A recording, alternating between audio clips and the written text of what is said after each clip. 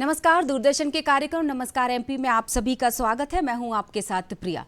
सबसे पहले तो एक खूबसूरत लाइन जो हमारी आज की बातचीत को आगे बढ़ाएगी कि ईश्वर वो नहीं देता जो हमें अच्छा लगता है, ईश्वर तो वो देता है जो हमारे लिए अच्छा होता है। कल कुछ ऐसा ही हो गया।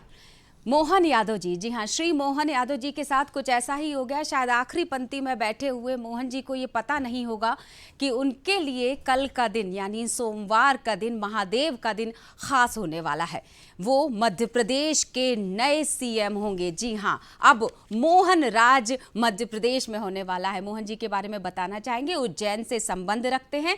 हम तस्वीरों में भी आपको अब वो चेहरा बता रहे हैं जो मध्य प्रदेश की कमान संभालने वाला है। 13 तारीख को ये शपथ लेंगे और इस तरह से कामकाज को आगे बढ़ाया जाएगा। आपको बता दें कि मोहन जी उज्जैन के रहने वाले तो ही, छात्र राजनीति से इन्होंने अपने करियर की शुरुआत की, राजनीति में दखल दिया और उसके बाद ये सिलसिला ऐसा बढ़ा कि 2013 से इन्होंने अपनी पैठ बनानी शुरू की और 2023 में आकर ये सीएम बन गए। संघ ने इन पर विश्वास जताया और मोहन यादव जी मध्य प्रदेश के नए मुख्यमंत्री चुने गए। और अब बात कर लेते हैं हम इसी के साथ और बहुत सारी चीज़ों की, लेकिन ये तो बता दें कि सजीव फोन इन प्रोग्राम है, यानी 8 बजे से 9 बजे तक आप हमारे साथ सजीव जुड़ पाएंगे। यानी आप इस प्रोग्राम को लाइव देख रहे हैं, 8 बजे से 9 बजे तक जुड़ पाएंगे और विषय से जुड़े हुए विषय से संबंधित सवाल कर पाएंगे। तो 0755 डिस्प्ले भी हो रहा है, 2660049, 1800233040, ये हमारा टोल फ्री नंबर यानी निःशुल्क सेवा का आप इस्तेमाल कर पाएंगे। और इसी के साथ कुछ और चीज़ों के बारे में भी हम चर्चा करना चाहेंगे। जैसे 12 दिसंबर है और अगर इज्तिमा की अगर मैं बात करना चाहूँ तो उसकी अजान भी हो चुकी है और जिस तरह से 4 दिवसीय इसकी शुरुआत की गई थी और अब हम इसके साथ ही और बहुत सारी चीज़ों के बारे में हम चर्चा कर लेते हैं। जैसे कि यूनिवर्सल हेल्थ कवरेज डे की अगर मैं बात करना चाहूँ, यानी अंतर्राष्ट्रीय सार्वभौमिक हेल्थ कवरेज की अगर मैं बात करूँ तो इस दिवस को मनाया जाता है इसलिए क्योंकि सेहत ही सबसे बड़ी नेमत है। हमेशा कहा जाता है स्वास्थ्य की संपत्ति को संभाल के रखना होगा, वरना हम कितना भी आगे बढ़ते चले जाएं, कितना ही कमाने के पीछे भागते चले जाएं, लेकिन अगर सेहत अच्छी नहीं है तो सब चीज़ें निरर्थक हैं। तो इसी महत्वपूर्ण चीज़ पर हम चर्चा करेंगे। लेकिन इसके पहले और कौन सी चीज़ें हैं ख़ास, वो भी आपको बताना चाहेंगे। 12 दिसंबर से पहले अगर मैं 8 दिसंबर से शुरू हुई उस यात्रा के बारे में आपको बताऊं तो बहुत इम्पॉर्टेंट होगा वो बताना, क्योंकि वो सिलसिला जो शुरू हुआ था कई साल पहले और इसको मध्य प्रदेश के साथ 8 दिसंबर के साथ आगे बढ़ाया जा रहा है। विकसित भारत संकल्प यात्रा। चलिए अब इस यात्रा के साथ ही चूंकि हम तिथि, विचार और इतिहास बता देते हैं तो तिथि से शुरुआत करते हैं विधिवत। और तिथि कहता है विक्रम संवत 2080, अघन मास, कृष्ण पक्ष, अमावस्या, 12 दिसंबर आज की तारीख, साल 2023 और दिन है मंगलवार।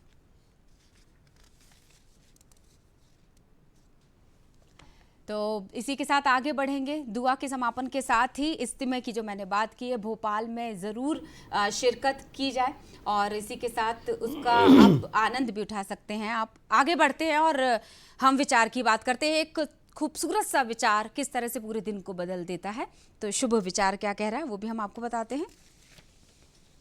जिंदगी एक परीक्षा है, काफ़ी लोग इसमें फेल हो जाते हैं क्योंकि वे दूसरों की नकल करते हैं। वे समझ ही नहीं पाते कि सबके पेपर तो अलग अलग होते हैं। कयास तो बहुत सारे लगाए जा रहे थे कि कौन मुख्यमंत्री होगा।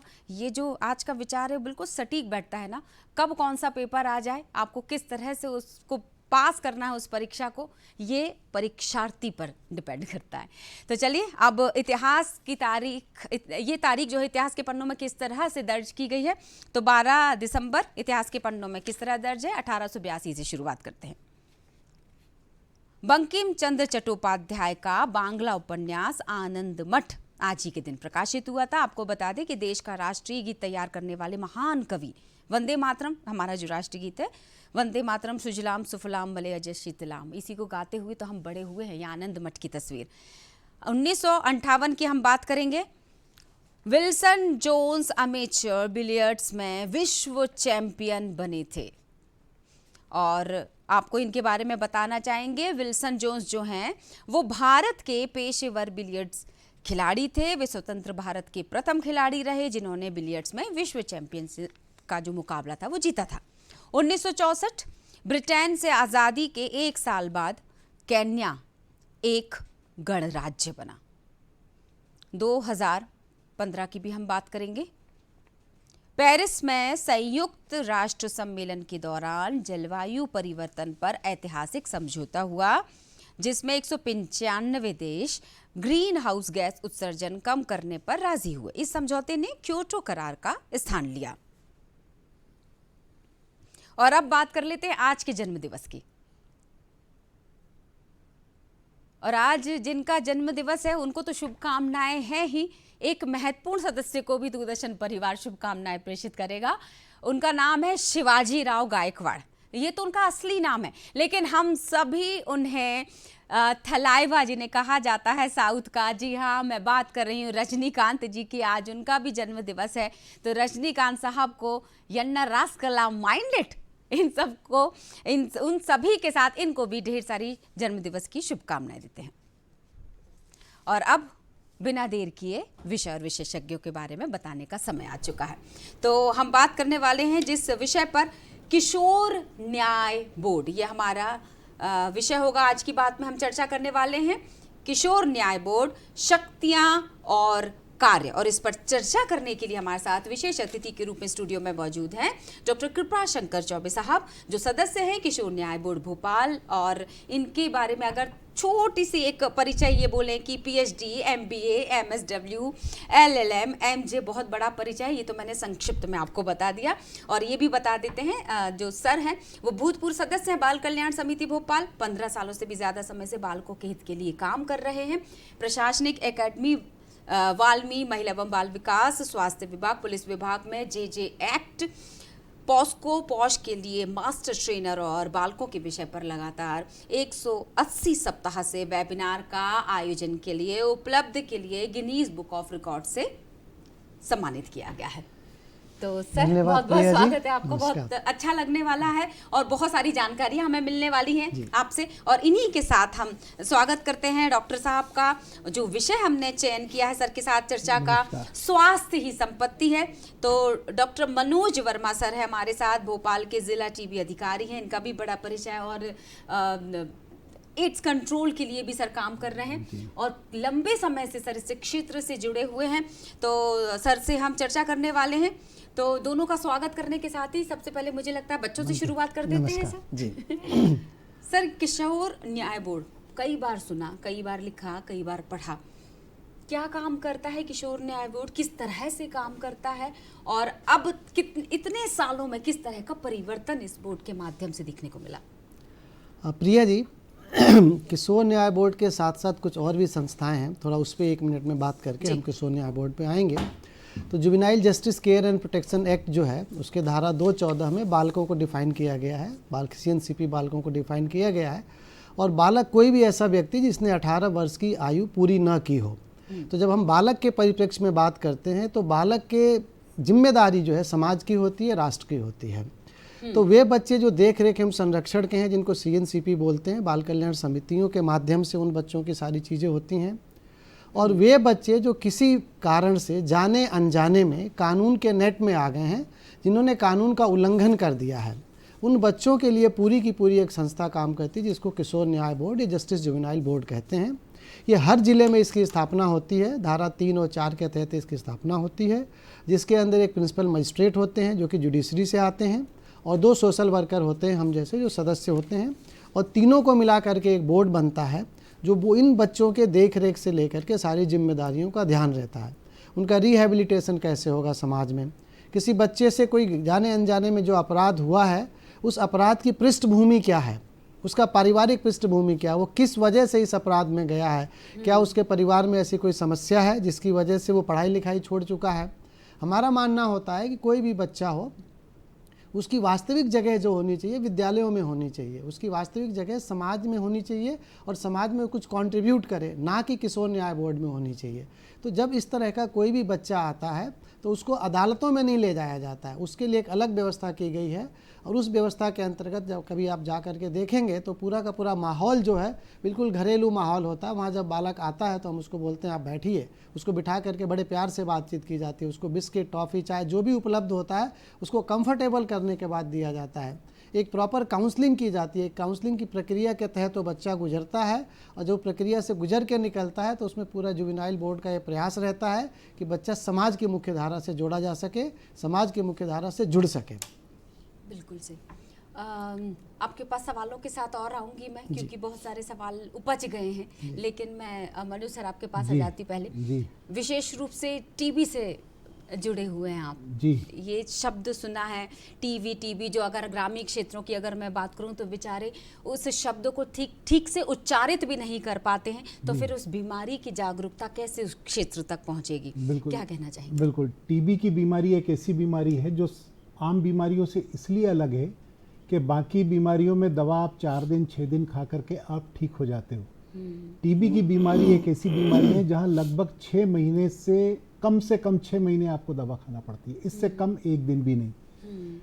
उससे भी दूसरी बात ये होती है कि 6 महीने आपको इलाज करना है, मगर 2 महीने 3 महीने बाद आपकी तकलीफें सारी खत्म हो जाती है। जब तकलीफ खत्म हो गई 2-3 महीने बाद, फिर 4 महीने मरीज बिना तकलीफ के गोली खाए, ये बहुत हाई लेवल ऑफ काउंसलिंग की ज़रूरत है कि भाई आपको कोई दिक्कत नहीं है, बट इस बीमारी को पूरी हटाने के लिए आपको कोर्स पूरा करना है। और कहीं ना कहीं मरीज छोड़ता है इलाज। हमारे घर में भी कभी डॉक्टर साहब ने 5 दिन की दवा लिखी होगी, हम 3 दिन में ठीक हो गए, तो 2 दिन की दवा हमारे घर में भी होगी। हम तो पढ़े लिखे, हम तो ग्रामीण परिवेश के नहीं हैं, तो शिक्षित है। वो एक आम एटीट्यूड है। तो ये सबसे बड़ा चैलेंज है कि जब मरीज को कोई भी सिम्टम्स नहीं है, कोई तकलीफ नहीं है, कोई बीमारी नहीं है, तब भी 4 महीने और वो अपना इलाज कराए। इसमें ये होता है कई बार फिर मरीज छोड़ देता है, जब भी छोड़ता है आधा अधूरा इलाज, बीमारी लौट के आती है और फिर इस तरह से एक साइकिल चलता रहता है और आखिरी में बीमारी बहुत भयावह रूप में, जिसको हम बोलते हैं रेसिस्टेंट टीबी, वो तक हो जाती है। ये सवाल तो मैं आपसे रख चुकी हूँ कि जागरूकता के अभाव की वजह से ये सारी चीज, लेकिन मुख्य कारण क्या होता होगा सर? देखिए, मुख्य काम तो हमारा ये है कि कोई भी व्यक्ति अगर 2 सप्ताह की खांसी है, उसको 2 सप्ताह का बुखार है, या उसके वज़न में कमी आ रही है, या बच्चे का वज़न नहीं बढ़ रहा है, या खांसी में कभी खून आया, या चेस्ट एक्सरे में कोई भी एबनॉर्मलिटी हो, ये सब एक प्राइमरी सिम्टम्स होते हैं। ऐसे लोगों को अपनी टीबी की स्क्रीनिंग करा लेना चाहिए कि कहीं ये जो सिम्टम्स आए हैं मुझे, इसमें कहीं टीबी की बीमारी का कारण तो नहीं है। होता ये है कि 2 सप्ताह की खांसी इतनी आम होती है कि हर व्यक्ति एक लगभग 54 दिन बाद क्वालिफाइड कंसल्टेशन के पास जाता है। पहले तो घर में ही खांस लेगा, फिर लौंग खा लेगा, फिर काढ़ा पी लेगा, फिर बाजार से कफ सिरप ले आएगा। तो इस तरह से क्वालिफाइड कंसल्टेशन लेते लेते उसको लगभग काफ़ी लंबा समय हो जाता है और इस बीच बीमारी बढ़ जाती है। आजकल की जांचें जो आ रही हैं, जिसको CBNET हम बोलते हैं, जो पहले 3 महीने में रेसिस्टेंस की रिपोर्ट देती थी, वो आज 2 घंटे के अंदर हमें रिपोर्ट मिल जाती है कि मरीज में टीबी है या नहीं है, और है तो इसमें रिफाम्पिसिन या कौन सी दवा काम करेगी या कौन सी दवा नहीं करेगी। तो जागरूकता काफ़ी ज़्यादा है। हमारे बार सभी वर्कर्स, इवन आशा वर्कर तक जाती हैं और जिसको एक्टिव केस फाइंडिंग बोलते हैं, घरों में दस्तक दे करके पूछते हैं इन सिम्टम्स में से कुछ तो नहीं है, अगर है तो आकर के अपनी जांच कराइए। टीबी नहीं है तो बहुत अच्छी बात है, और अगर है तो भी कहीं ना कहीं अच्छी है कि हमने इसको बहुत शुरुआती अवस्था में पकड़ लिया है और हम इसको बहुत आसानी से ट्रीट कर सकते हैं। क्योंकि टीबी का मरीज अगर 1 साल भी बिना इलाज के रह जाता है तो लगभग 10 से 15 नए मरीज अपने बना देता है। 10 से 15 वो लोग होते हैं जो उसके सबसे करीब होते हैं, चाहे उसका भाई हो, चाहे पापा हो, चाहे मम्मी हो, चाहे बेटा हो, चाहे पत्नी हो, चाहे पति हो। तो इन करीबियों के साथ किस तरह की सावधानी रखनी चाहिए, ये पूछूं अगला सवाल। एक कॉलर हमारे साथ जुड़ गए हैं सर, क्योंकि पता है सबको कि सजीव फोन इन प्रोग्राम है, तो मैं स्वागत करती हूँ। और सवाल किससे है? आप सवाल रख लीजिए संक्षिप्त में। हेलो जी, बताइएगा। मैडम नमस्कार, मैं नर्मदापुरम से देवव्रत गौर बोल रहा हूँ जी। मेरा सवाल था किशोर न्याय बोर्ड सदस्य माननीय श्री डॉक्टर प्रभाशंकर चौबे सर से जी, कि किशोर न्याय अधिनियम में अपचारिक बालक जो होते हैं उससे क्या तात्पर्य है, और किसी भी प्रकरण में, किसी भी मामले में कितनी सजा, अधिकतम कितनी सजा का प्रावधान हो सकता है बालक के लिए? जी, बहुत बहुत धन्यवाद। देवदत्त जी, अपचारी बालक या CCL बालक जिसको बोलते हैं, चाइल्ड कॉन्फ्लिक्ट विथ लॉ, तो ऐसा बालक जिसने 18 वर्ष से कम आयु का है और जाने अनजाने में उससे कोई कानून का उल्लंघन हो गया है, छोटी सी चोरी हो गई है, कोई एक्सीडेंट हो गया गाड़ी चलाते समय, तो मोटर व्हीकल एक्ट में आता है। तो इस प्रकार से अगर अपचारी बालक की परिभाषा करें तो ऐसा बालक जिसकी उम्र 18 वर्ष नहीं है और जाने अनजाने में उससे कोई गलती हो गई है, वो बालक को हम अपचारी बालक कहते हैं। आपका दूसरा प्रश्न क्या था?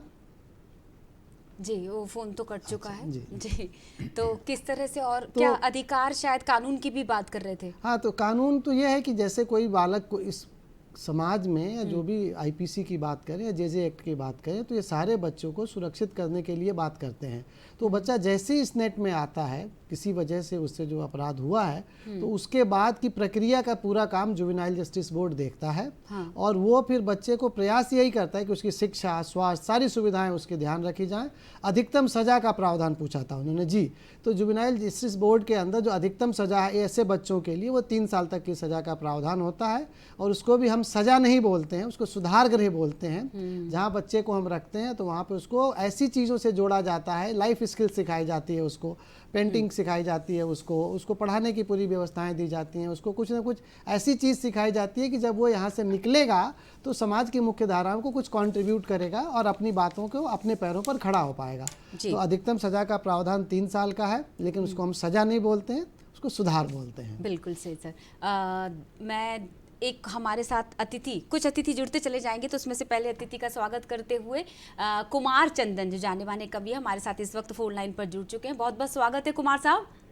बहुत बहुत धन्यवाद, बहुत बहुत आभार। और विशेष रूप से हमने आपको इसीलिए जोड़ा है कि आज कल हमको नए मुख्यमंत्री साहब मिल चुके हैं। दूरदर्शन परिवार तो शुभकामनाएं दे चुका है, लेकिन नए अंदाज में अगर हम उन तक शुभकामनाएं पहुंचाएं तो कविताओं से, उन पंक्तियों से बेहतर और कुछ नहीं हो सकता। तो कुछ पंक्तियां मैं चाहूंगी आपके जरिए हमारे मुख्यमंत्री तक पहुंचे। जी जी, बिल्कुल नए अंदाज में ही स्वागत करने का प्रयास रहेगा। जैसा कि आदरणीय डॉक्टर मोहन यादव जी भारतीय जनता पार्टी के विधायक दल के नेता चुन लिए गए हैं और वे मध्य प्रदेश के 19वें मुख्यमंत्री होंगे जी। उनको मेरे तरफ से बहुत बहुत बधाई और शुभकामनाएं। मैं उनके स्वागत में 4 पंक्तियां पढ़ना चाहूंगा जी, सुनिएगा। कि स्वागतों की कड़ियों में आज मेरी कविता को करिए स्वीकार, ये तो प्रेम का प्रतीक है। सुनिएगा। कि स्वागतों की कड़ियों में आज मेरी कविता को करिए स्वीकार, ये तो प्रेम का प्रतीक है। राजयोग तो बड़े ही किस्मतों से बनता है, राज को संभालिए सुयोग रमणीक है। तो जनता के स्वप्न पूरा करना है आपको, धैर्य संग चलेंगे तो लक्ष्य नजदीक है। और कुछ बदलाव ऐसा कीजिए कि विश्व कहे, व्यवसाय के लिए एमपी ही सबसे ठीक है। तो मैं ये पंक्तियों से मैं एक संदेश भी पहुंचाना चाहता हूँ कि आप ऐसा काम करें ताकि एमपी के दिलों में आप छा जाएं। बिल्कुल सही बात है, क्योंकि शिवराज जी ने जो जगह बना ली है, अब उस जगह में अपनी जगह बनाने के लिए बहुत सारी शुभकामनाएं हम मोहन सर को देंगे। और इसी के साथ आज बंकिम चंद्र चट्टोपाध्याय जी के आनंद मठ का भी लोकार्पण हुआ था। क्या कहना चाहेंगे? मुझे लगता है कि एक कवि से बात हो रही है तो उनके बारे में बात की जानी भी जायज़ है। जी, आदरणीय बंकिम चंद्र चट्टोपाध्याय जी के बारे में अगर मैं कहूँ तो वो एक क्रांतिकारी उपन्यासकार और लेखक थे। हाँ। और आनंद मठ के बारे में बस इतना कहूंगा कि आजादी की लड़ाई में लेखक की लेखनी कितनी महत्वपूर्ण भूमिका निभा सकती है, उसका एक उदाहरण है आनंद मठ। बिल्कुल सही। राष्ट्रवादी चेतना के साथ बंगाली क्रांतिकारियों के लिए आजादी की राह दिखाने वाला महापुरुष है आनंद मठ। चंदन जी, तो मैं 2 पंक्तियों में अगर कहना चाहूँ तो ये कहूंगा कि ईश्वर का आभार है जो दिया जो बंकिम चंद्र, और बंकिम का आभार है दिया राष्ट्र को मंत्र, क्योंकि मैं वंदे मातरम को एक राष्ट्र का मंत्र ही मानता हूँ। बिल्कुल सही चंदन जी। मंत्र ने राष्ट्र को आजादी दिलाई थी। बिल्कुल सही, उनके योगदान को बिल्कुल नकारा नहीं जा सकता, वो जहन में हमेशा रहेंगे। बहुत बहुत शुक्रिया कुमार चंदन साहब, आपने समय निकाला हमसे चर्चा करने के लिए। एक कॉलर हमारे साथ दरअसल जुड़ चुके हैं, हम उनका स्वागत करते हैं। 24 सर शायद आपसे ही सवाल रखना चाह रहे हैं, तो बहुत बहुत स्वागत है और बताइए किससे सवाल करना चाहेंगे। आवाज कम है सकते हैं जी। जब तक वो हमसे दोबारा संपर्क करेंगे, मुझे लगता है कि मैं सेहत के साथ आगे बढ़ जाती हूँ। और पहले ऐसा समय होता था जब ये शब्द जब सुनते थे तो डर बैठ जाता था। आप जैसे विशेषज्ञ वरिष्ठ चिकित्सक ये बात कहते हैं कि टीबी से अब डरने की जरूरत नहीं है, जागरूक रहने की जरूरत है। अगर समय पर इलाज हो तो ये लाइलाज बीमारी भी ठीक की जा सकती है। बिल्कुल सही। बिल्कुल, मैं एक अनुभव बताना चाहूँगा। हम पेशेंट, क्योर्ड पेशेंट और जो करंट पेशेंट होते हैं उनका इंटरेक्शन कराते हैं। तो एक लगभग 80 साल के दादा थे, उनसे जब इंटरेक्ट करा तो उन्होंने बोला कि डॉक्टर साहब पता नहीं आपने क्या जादू करो, मेरे गांव में एक टीबी वो मर गया, दूसरे को टीबी वही मर गया, अब मुझे हुई, मैंने कहा मैं भी गया, मैं पता नहीं कैसे बच गया। मैंने कहा दादा ये आप पुरानी बात कर रहे हैं, आज से अगर देखा जाए तो बहुत पुरानी बात नहीं है, लगभग 60-70 साल पहले ही हमारे पास टीबी की ड्रग आई है, जो भयावह सदियों से। तो 70 साल पहले अगर किसी की डेथ होती थी तो वो नेचुरल था, क्योंकि हमारे पास कोई उपाय नहीं था। बिल्कुल सही। बट जब आज की तारीख में आपको 70 साल पहले टीबी होती तो शायद आप भी ना बच पाते, आपको इस एरा में हुई है और बचपन में वो डेथ है आपने देखी, तो इसलिए आप बच गए। तो जब हमारे पास इलाज है, जांच की सुविधा है, फिर अगर किसी की मृत्यु होती है तो ये तो सबसे बड़ा दुर्भाग्य है कि हम ऐसी बीमारी से उसकी मृत्यु हो रही है जो कि रोकी जा सकती है। एक कॉलर जिनका हम सवाल लेना चाह रहे थे, बहुत बहुत स्वागत है, संक्षिप्त में सवाल रख लीजिए। हेलो, हाँ जी बताइएगा। हाँ, माननीय डॉक्टर शिल्पा शंकर चौबे सर जी को नमस्कार। गुड मॉर्निंग एवरीवन जी। मैं एडवोकेट नम्रता पटेल छत्तीसगढ़। मैं चाहूंगी अगर इसकी आवाज को हमारी टीम थोड़ा सा तेज कर दे तो हमारे विशेषज्ञ उस सवाल को सुन पाएंगे। जी बताइएगा।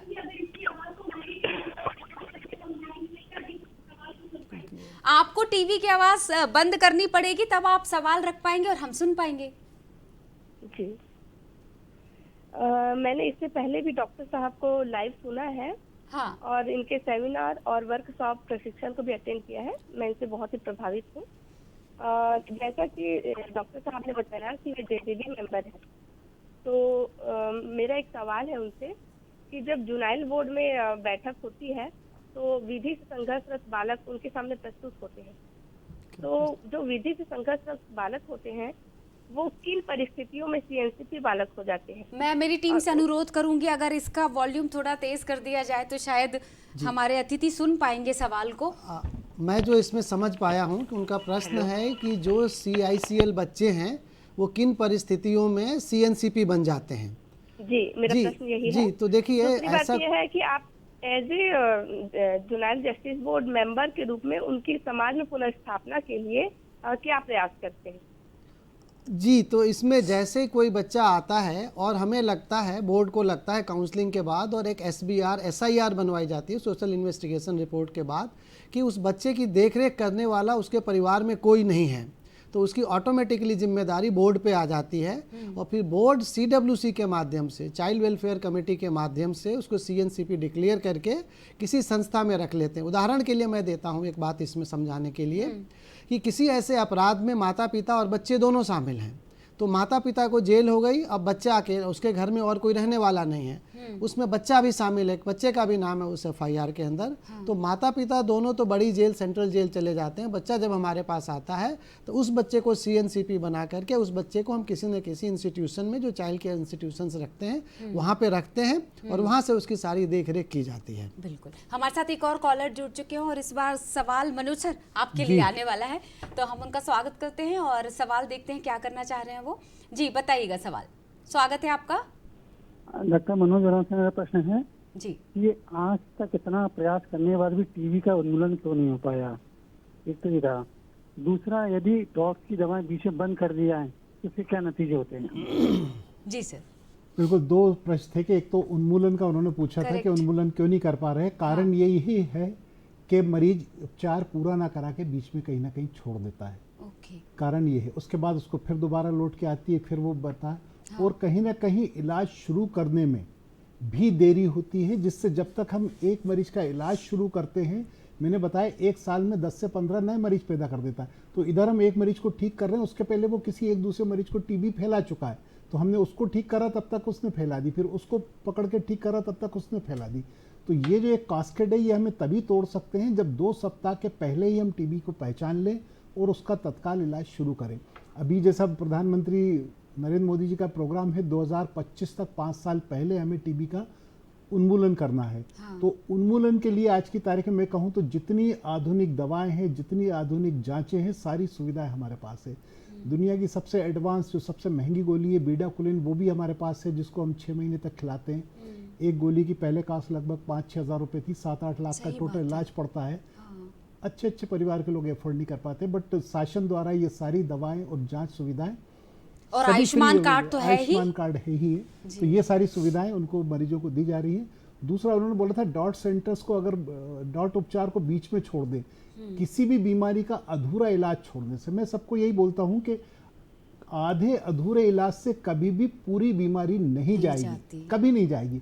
जब पूरी बीमारी हो जाएगी, पूरी बीमारी का अगर इलाज करना है तो उसका पूरी, जब जिस दिन आपने पहली गोली खाई उस दिन कसम खाएं कि मैं अपने इलाज की आखिरी गोली भी खाऊंगा, तब संभावना है। और उसके बाद इस बीच खान पान अच्छा रहे, बीड़ी सिगरेट तंबाकू शराब जर्दा नशे से इन सब से दूर रहे, और खांसते समय मुंह पे कपड़ा रखे जिससे ये बीमारी किसी दूसरे को, परिवार या संपर्क में रहने वाले व्यक्ति को ना फैले। ये सब सावधानी रखेंगे तो निश्चित तौर पे हम टीबी का उन्मूलन कर सकते हैं। बिल्कुल सही बात है, पर मुझे ऐसा लगता है ये सवाल भी महत्वपूर्ण हो जाता है कि किसी भी समस्या को जड़ से खत्म करने के लिए समस्या की जड़ को भी समझना पड़ेगा। टीबी होती क्यों है? यस, टीबी एक बैक्टीरिया होता है, माइकोबैक्टीरियम ट्यूबरक्लोसिस, जो कि टीबी के हमारे शरीर के अंदर जब प्रवेश कर जाता है तो ये सुप्त अवस्था में कई सालों तक रह सकता है। इसके बाद जब भी इसको मौका मिलता है, बॉडी की इम्यूनिटी कम होती है, या स्मोकिंग वगैरह ज़्यादा हो, या अल्कोहल हो, या कुपोषण हो, इन सब कारणों से फिर उस बैक्टीरिया को समय मिलता है तो जाके फिर पनपने लगता है, फिर जाके वो टीबी की बीमारी होती है। तो बेसिकली कारण इसका माइकोबैक्टीरियम ट्यूबरक्लोसिस बैक्टीरिया है, जैसे बाकी इन्फेक्शन होते हैं उसी तरह से ये भी इन्फेक्शन है, और ये खांसने छींकने से फैलता है। जिस तरह से स्वाइन फ्लू है, बर्ड फ्लू है, कॉमन फ्लू है, निमोनिया है, अपना कोविड है, इस तरह से जिस तरह से बोलते हैं, इसको बोलते हैं एरोसॉल स्प्रेड। जब भी कोई व्यक्ति खांसता है छींकता है तो छोटी छोटी सी ड्रॉप हमारी खांसी की निकलती है, और उन ड्रॉप के अंदर बैक्टीरिया या वायरस होता है, और वो जब दूसरा व्यक्ति सांस लेता है उस एनवायरनमेंट में तो सांसों के द्वारा उसके शरीर में प्रवेश कर जाता है। ये इन्फेक्शन हो जाता है। है दवाई, ये तो आपने बता दिया, महंगी नहीं है, टोटल फ्री ऑफ कॉस्ट है, 1 रुपया नहीं लगता मरीज का। इसके अलावा मरीज को पोषण आहार के रूप में 500 रुपए प्रतिमाह पूरे उपचार के दौरान भी डीबीटी के माध्यम से दिए जाते हैं, ताकि वो अपने खान पान पोषण का भी ख्याल रख सके, एडिशनल डाइट ले सके। दवा तो है इलाज फ्री, इसके अलावा और किसी में खुराक फ्री नहीं है, इसमें खुराक फ्री भी है। बिल्कुल ऐसा ही कुछ सवाल मैं चौबे सर आपके पास लेकर आ जाती हूँ। जो बीमार होते हैं बच्चे, जो अपराध में लिप्त भी होते हैं और बीमार भी होते हैं, क्या उन बच्चों के लिए भी कुछ विशेष रूप से सुविधाएं कह सकते हैं, या कुछ ऐसी योजनाएं हैं जो ऐसे बच्चों के लिए काम कर रही हो? योजनाएं तो बहुत सारी हैं। अगर बीमार बच्चों की हम बात करें तो जो भी बच्चा हमारे पास रहता है उसकी प्रॉपर जेपी हॉस्पिटल है, काटजू हॉस्पिटल से भी लिंक है हमारा ऑब्जर्वेशन सेंटर, तो वहाँ के डॉक्टर्स की नियमित चेकअप की टीम भी आती है। और कोई बच्चा अगर लगता है कि हमें इमरजेंसी है तो इमरजेंसी सिचुएशन में भी उसको तुरंत ले जा करके उसका इलाज कराया जाता है। यही नहीं, इसके अतिरिक्त अगर बच्चा मान लीजिए जिस 2 महीने के लिए रहा, 1 महीने के लिए रहा और उसके बाद वो अपने घर चला गया, उस बच्चे की भी फॉलोअप की जाती है। उसकी पूरी एक सूचना कब गया है बच्चा और अभी वो क्या कर रहा है, तो उसकी पूरी फॉलोअप की जाती है। और हमारा प्रयास रहता है कि उसको जो भी आवश्यकता है, जैसे आपने भी बोला कि बीमारी है तो स्वास्थ्य की है, अगर शिक्षा की भी है तो वो भी हम उसको पूरी करते हैं। उसका स्कूल में एडमिशन कराते हैं। और कोई बच्चे जैसे मानिए 10th पास है या 12th पास है तो उसको हम स्किल्स के माध्यम से भी 2-3 जगह पे सेडमैप के माध्यम से हम प्रयास करते हैं कि उस बच्चे को कुछ ना कुछ लाइफ स्किल दिया जा सके, जिससे कि वो इन सब चीज़ों में वापस ना आए और वो अपना काम खुद कर सके। कुछ बच्चों ने जैसे टिफ़िन सेंटर खोला हुआ है, या किसी ने समोसे बनाने की दुकान खोली हुई है, चाउमीन सेंटर खोला हुआ है। यहाँ से जाने के बाद उनको हमने प्रशिक्षण दिया, जब वो संस्था में थे तो सारी चीज़ें फास्ट फूड बनाने की उनको प्रशिक्षण दी गई। उसके बाद उन्होंने अपना जाने के बाद ये सारा काम चालू किया है, तो अपने पैरों पर खड़ा होने का प्रयास कर रहे हैं बच्चे, और उसमें हम पूरी मदद भी करते हैं उन बच्चों की। जैसे हमें पता चलता है कि कोई इसको परेशान कर रहा है तो हमें जब कॉल आता है तो हम पूरी टीम भेज करके उसकी समस्या का समाधान करने का प्रयास करते हैं। जैसे डॉक्टर साहब अपना अनुभव शेयर कर रहे थे, एक अनुभव मैं आपसे ज़रूर जानना चाहूँगी। इतने सालों से आप इस से जुड़े हुए हैं, संस्था से बोलना जाए या इस महत्वपूर्ण जिम्मेदारी से आप जुड़े हुए हैं, कोई ऐसा एक बच्चे का अनुभव आपके पास है जिसके किशोर न्याय बोर्ड ने मदद की और आज वो अपने पैरों पर भी खड़ा, जैसा कि अभी आप बता ही रहे थे कि किस तरह से मदद की जाती है, और उसके सुखद अनुभव से आपको बड़ी खुशी हुई? ऐसे बहुत सारे बच्चे हैं, पर एक ऐसा बच्चा है जो मतलब उसका कुछ शौक था एक जगह से गाड़ी उठा करके दूसरी जगह खड़ी कर देना, उसको चोरी नहीं मानता था। अब चूंकि जुवेनाइल एक्ट के अंदर कॉन्फिडेंशियलिटी होती है, मैं नाम और चीज़ें नहीं डिस्क्लोज कर सकते हैं, पर वो बच्चे का क्या था कि गाड़ी चलाने का शौक था। आपके दूरदर्शन केंद्र से गाड़ी उठाई और श्यामला हिल्स में ले जाके खड़ी कर दिया, उसके बाद कहीं और चलाई, तो वो धीरे धीरे 6 या 7 FIR उसके ऊपर हो गई।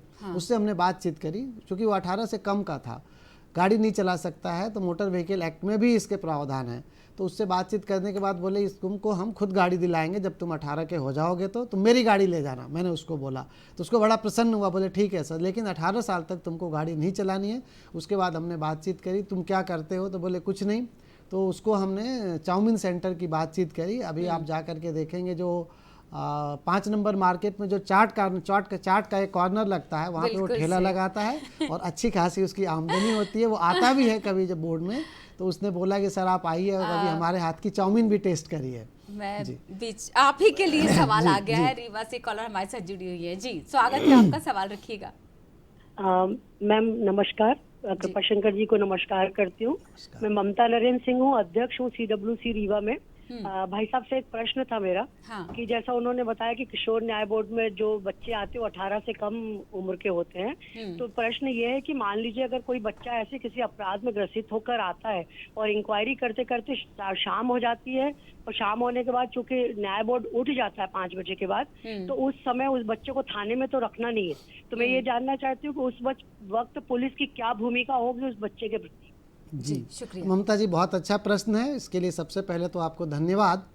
देखिए 2 लोग जो होते हैं उनकी रोस्टर ड्यूटी लगी होती है। हाँ। तो भले ही 5 बजे बोर्ड उठ जाता है, वैसे बोर्ड 5:30-6 बजे तक बैठता है, बोर्ड उठ जाता है, लेकिन बोर्ड की कार्यप्रणाली समाप्त नहीं होती है।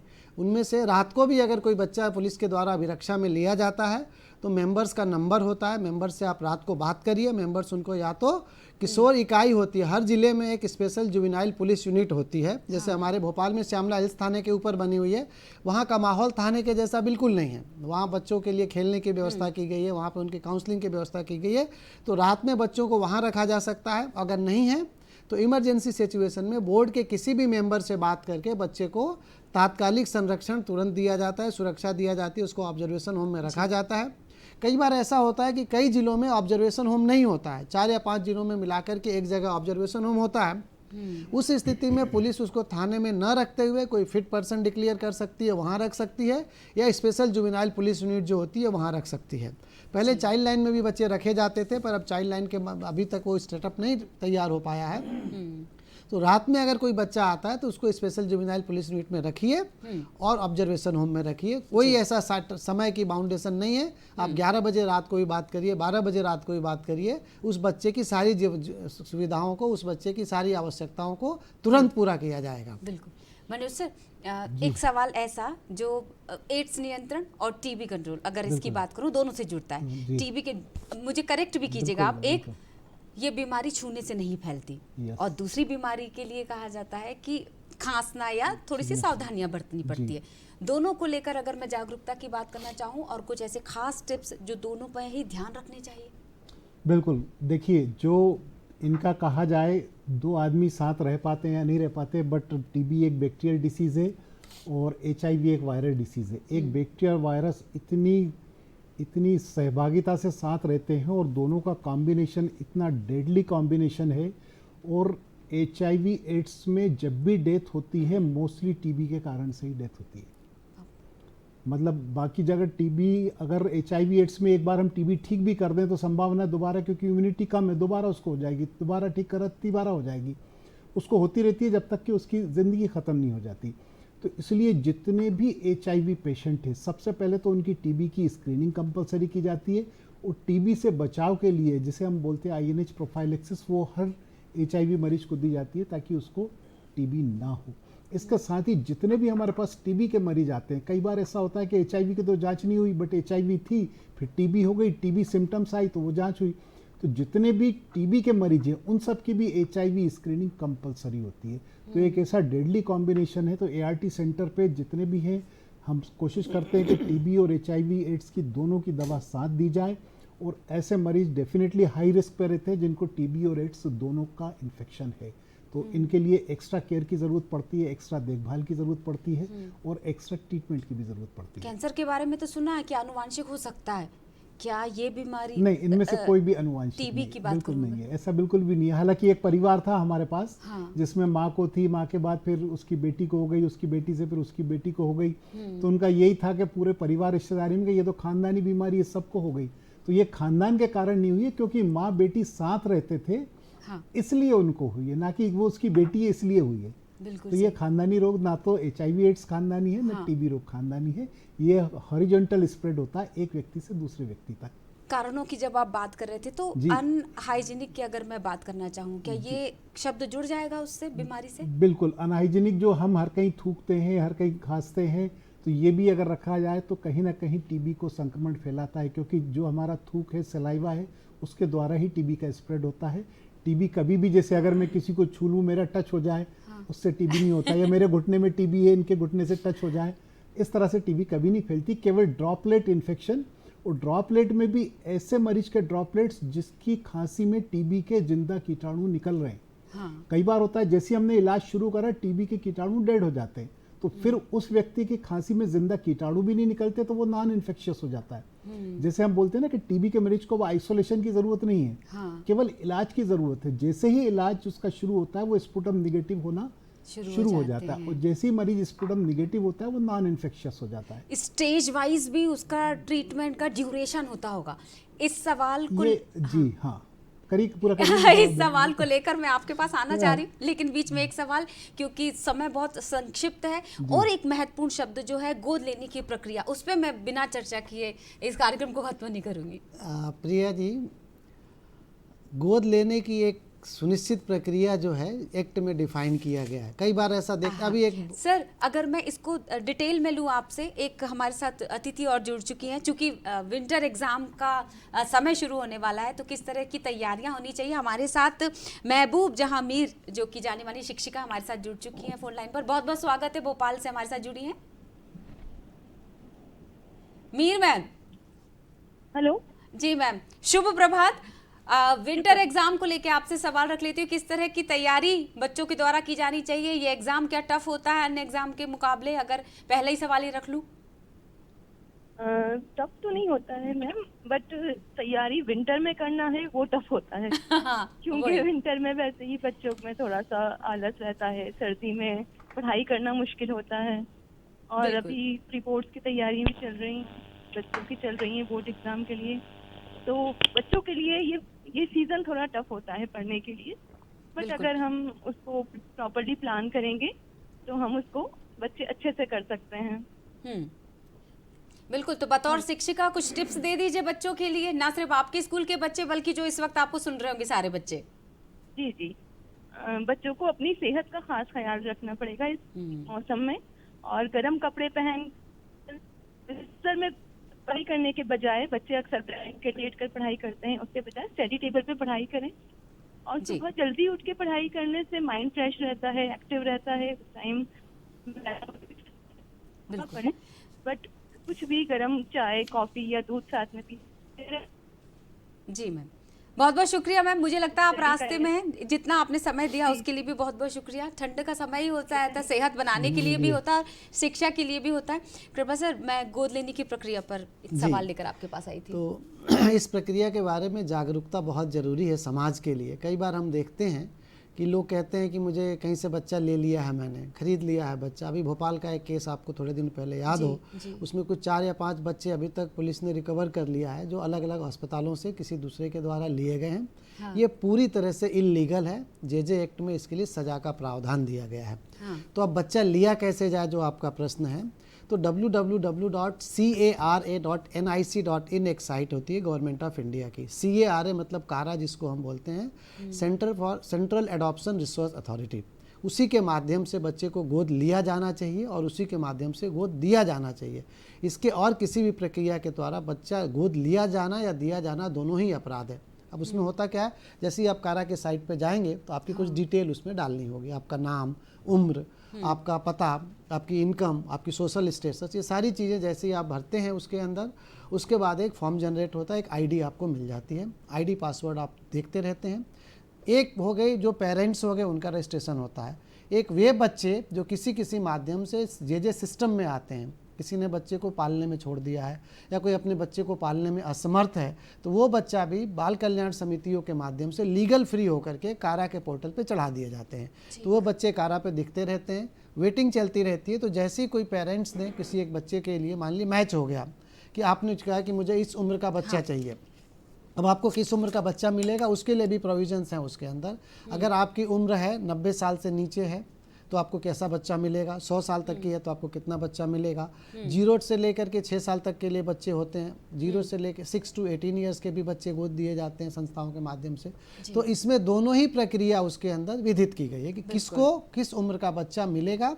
और अभी एक क्लस्टर भी बन गया, अभी रिसेंटली 2022 में जो अमेंडमेंट्स हुए हैं इसके अंदर, पहले ये होता था कि आपको जैसे तमिलनाडु का बच्चा आप चाहिए तो मध्य प्रदेश का दंपत्ति जाके ले सकता था। तो उसमें जो कल्चरल डिफरेंस होता है, हम और आप अगर वहाँ चले जाएंगे तो आपके लैंग्वेज को नहीं समझ पाएंगे, तो एक छोटे बच्चे के लिए बहुत मुश्किल होता था।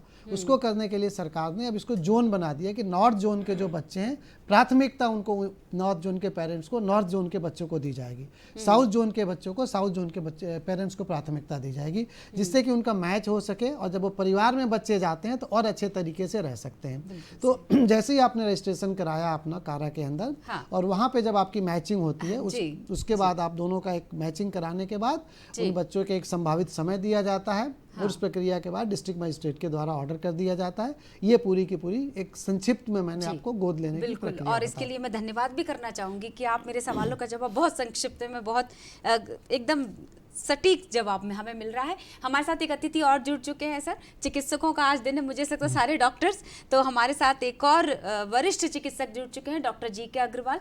उनका स्वागत करते हैं। सर बहुत बहुत स्वागत है। और सवाल ये कि आज हम अंतर्राष्ट्रीय सार्वभौमिक हेल्थ कवरेज दिवस मना रहे हैं, इस उद्देश्य के बारे में मैंने अभी तक मनोज सर से बात नहीं की, मैं चाहूंगी कि आप ही जवाब दे दीजिए इस सवाल का।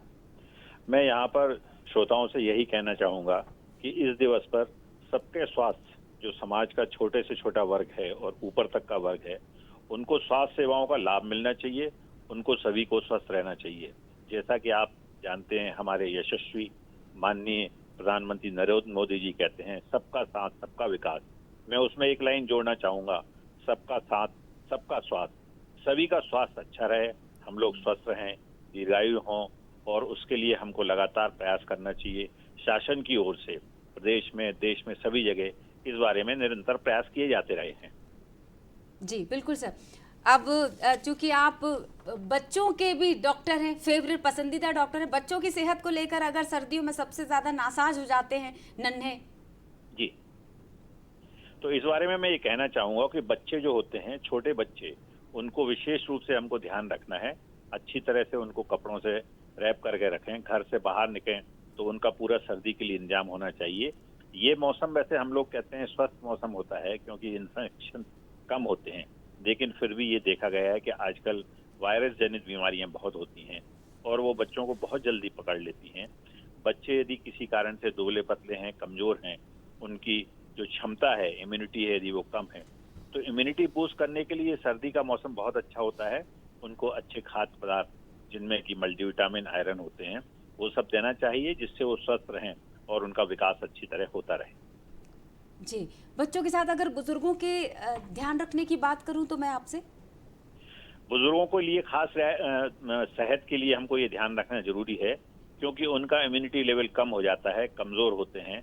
उनको सर्दी खांसी से बचाएं, अच्छे पेय पदार्थ दें, पानी यदि स्वस्थ साफ है और यदि उबाल के ठंडा करके पानी दें तो वो अति उत्तम रहेगा। सर्दी से बचाव के लिए उनको गर्म कपड़ों का उपयोग करें और जहां तक प्रातः काल सुबह का समय होता है, ठंडी हवा चल रही होती है, उन्हें घर से बाहर ना निकलने दें और यदि वो किसी कारणवश घर से बाहर निकलते हैं तो अच्छी तरह से पूरे एहतियात के साथ बाहर निकले। पूरे एहतियात के साथ निकले। बहुत बहुत शुक्रिया डॉक्टर साहब। Doctor GK. अग्रवाल हमारे साथ जुड़े हुए थे और बिल्कुल बहुत जरूरी है, अगर मौसम का आनंद उठाना है तो पूरी एहतियात के साथ। मौसम की बात हो ही रही थी, एक और चीज दिमाग में तब चल रही थी जब डॉक्टर साहब बात कर रहे थे कि आयु वर्ग, अभी मैं बच्चों और बुजुर्गों की हेल्थ पर चर्चा करी थी, तो कौन सा आयु वर्ग जो सबसे ज्यादा इसकी चपेट में आ रहा है? सबसे ज्यादा चपेट में आता है युवा वर्ग। कारण ये कि युवा वर्ग की इम्यूनिटी नहीं, युवा वर्ग सबसे ज्यादा लोगों के संपर्क में आता है, बाहर निकलता है, काम के लिए निकलता है, ट्रेन में, बस में, भीड़ में, बिजनेस में, दुकान में जाता है, दुकान में 100 तरह के लोग आते हैं, तो सबसे ज़्यादा एक्सपोजर युवा वर्ग को होता है। इसलिए टीबी के रोग में युवा वर्ग सबसे ज़्यादा संक्रमित होता है। इसी तरह से HIV एड्स के भी, जैसे आपने बोला कि अगर देखे जाए तो 4 कारण हैं। सबसे पहला सुरक्षित यौन संबंध, दूसरा दूषित रक्त, तीसरा दूषित सिरिंज या ब्लेड्स और चौथा गर्भवती माता से उसके होने वाले गर्भस्थ शिशु को। तो इसमें भी देखा जाए तो जो यंग ग्रुप है वही सबसे ज़्यादा इन्वॉल्व होता है और सबसे ज़्यादा रिस्क उसी को होती है।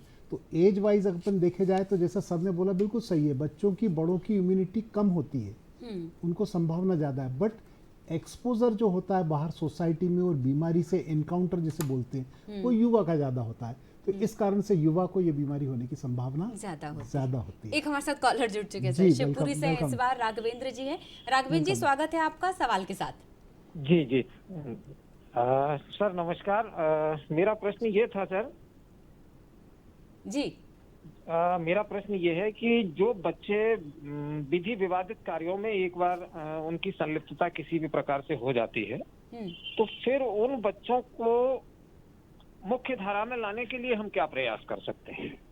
क्योंकि मैंने देखा है कि बहुत से बच्चे ऐसे छोटे छोटे अपराधों में, कहीं मोबाइल चोरी, कहीं किसी मारपीट के उसमें केस में बच्चे उसमें संलिप्तता जब उनकी हो जाती है तो उनको मुख्य धारा में लाना बड़ा मुश्किल हो जाता है। सही बात। दूसरा, सामाजिक दृष्टिकोण भी उन बच्चों के प्रति अच्छा नहीं रहता लोगों का कि ये बच्चा तो अपराधी है, चोर है, इस तरीके की धारणा बन जाती है। अभी मैंने बहुत से ऐसे प्रकरण देखे हैं। तो उन बच्चों को समाज की मुख्य धारा में लाने के लिए हम क्या प्रयास कर सकते हैं? राघवेंद्र जी बहुत अच्छा प्रश्न है। कुछ तो आपने बात करी सामाजिक दृष्टिकोण की, तो मैं चूँकि इस माध्यम से समाज से अपील भी करना चाहूँगा कि इन बच्चों के प्रति अपना दृष्टिकोण बदलें। जाने अनजाने में ये बच्चे आ जाते हैं। कुछ दूसरा कई बार क्या होता है, कानून की दुरुपयोग भी होते हैं। तो बड़े लोगों को पता है कि बच्चे ने चोरी करी है तो उसको बहुत ज़्यादा कुछ इसमें प्रोविजंस नहीं है, तो बड़े लोगों के द्वारा संगठित गिरोह बना करके इन बच्चों का प्रयोग किया जाता है कि मोबाइल चुराने के लिए या कई घरों में चोरी कराने के लिए। तो वहाँ जब पुलिस FIR करती है तो JJ एक्ट की धारा 77, 78 जरूर लगाना चाहिए उसमें, जो पुलिस नहीं लगाती है और हम अक्सर कहते हैं। अब रही बात कि इनका पुनर्वास कैसे किया जाए, तो जैसे इस प्रकार के बच्चे आते हैं तो हम उनसे लगातार बातचीत करते हैं और उनका फॉलोअप भी करते रहते हैं कि एक बार आया है तो दोबारा ना आए।